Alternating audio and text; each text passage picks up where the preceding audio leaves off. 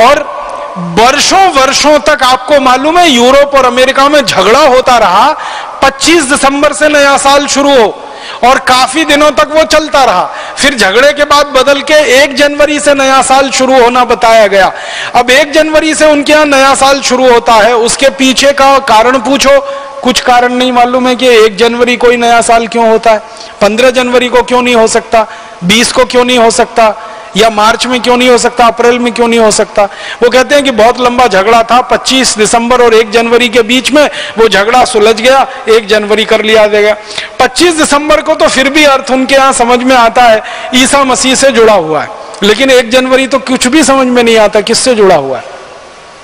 और भारत में अगर हम नए वर्ष की बात करें तो भारत के अलग अलग क्षेत्रों में नए वर्ष मनाने की अलग अलग परंपरा है।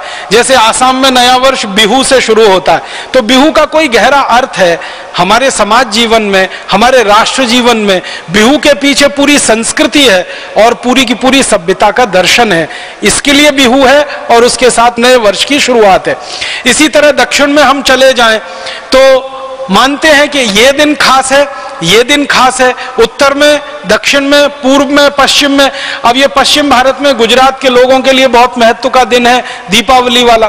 तो दीपावली के अगले दिन से वो नए वर्ष की शुरुआत मानते हैं, क्योंकि व्यापार के हिसाब से वो उनका सारा हिसाब है। तो हर जगह भारत में नया वर्ष है, वो चाहे तमिलनाडु का हो, चाहे आसाम का हो, गुजरात का हो, या हमारे इधर लोहड़ी होती है पंजाब में, लोहड़ी से नए वर्ष की शुरुआत मानी जाती है। तो सब जगह कुछ ना कुछ विशेष आधार है और उसके पीछे पूरा दर्शन है।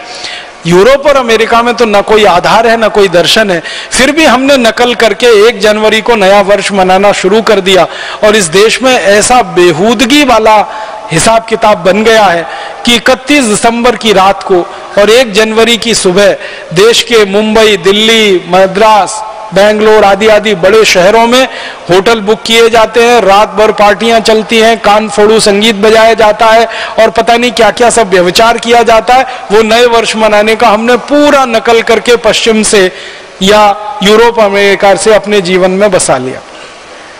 हमारे यहाँ के जो क्षेत्र के हिसाब से और हमारे देश के जाति समूहों के हिसाब से नए वर्ष के जो गणन थे या जो उनकी गणनाएं थी, वो सब हम भूलते चले गए और सब कुछ हम डूबते चले गए विदेश से आए हुए इस दर्शन में।